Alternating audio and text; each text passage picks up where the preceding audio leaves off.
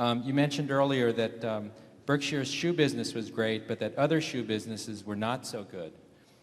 What are the uncertainties of the global brand leaders that the Berkshire seems to like? They like Coke and Gillette. The global brand leaders in the shoe business being Nike and Reebok. What are their uncertainties in terms of long-term competitive advantage, business economics, consumer behavior, and the other risk factors that you mentioned in the annual report this year? Thank you. So you're really asking about the future prospects of Nike and Reebok?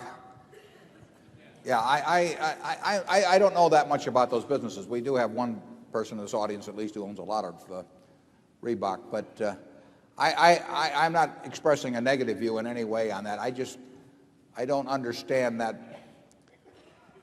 I don't understand their competitive position and the likelihood of permanence of their competitive position over a 10 or 20-year period, as well as I think I understand the position of Brown and Dexter. That doesn't mean I think that it's inferior. It doesn't mean that I think that we've got better businesses or anything. I think we've got very good businesses, but I haven't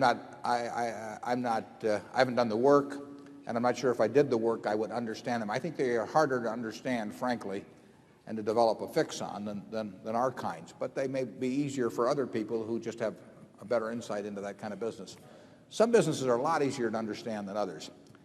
And Charlie and I don't like difficult problems. I mean, if something is hard to figure, you know, I mean, we'd rather multiply by 3 than by pi. I mean, it's just easier for us. Charlie, I mean...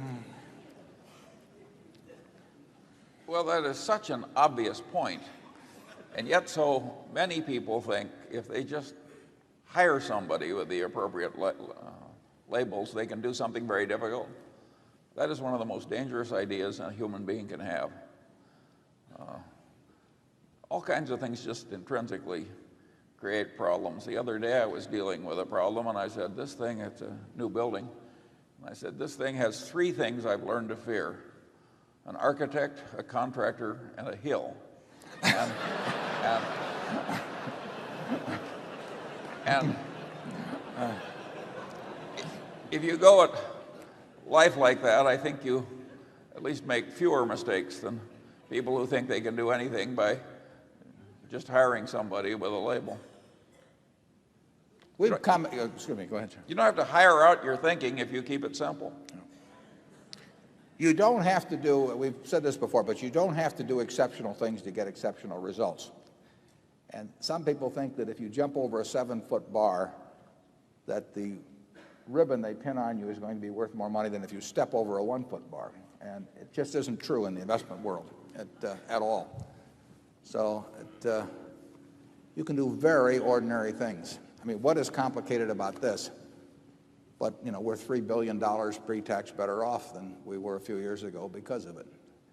There's nothing that I know about that product or its distribution system, its finances, or anything that really hundreds of thousands or millions of people aren't capable of, that they don't already know. They just don't do anything about it.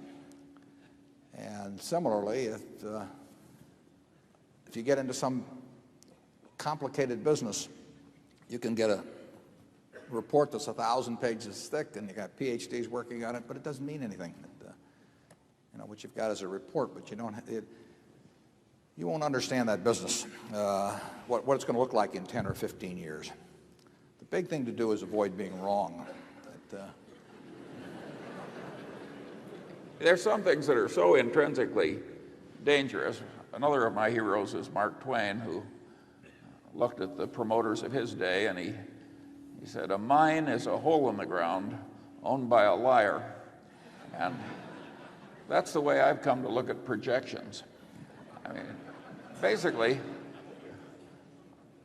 I can remember Warren and I were offered $2 million worth of projections once in the course of buying a business, and the book was this thick. And for nothing. And we were given it for nothing, and we wouldn't open it. You know, we'd almost pay $2 million not to look at it. I mean, it's ridiculous. I do not understand why any buyer of a business looks at a bunch of projections put together by a seller or his agent. Or his agent.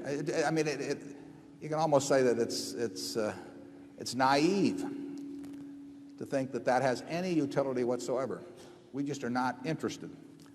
If we don't have some idea ourselves of what we think the future is, to sit there and listen to some other guy who's trying to sell us the business or get a commission on it, tell us what the future is going to be, like I say, it's very naive. Yeah, and 5 years out. Yeah. We had a line in the report one time, don't ask the barber whether you need a haircut. And it's quite applicable to projections by sellers of businesses.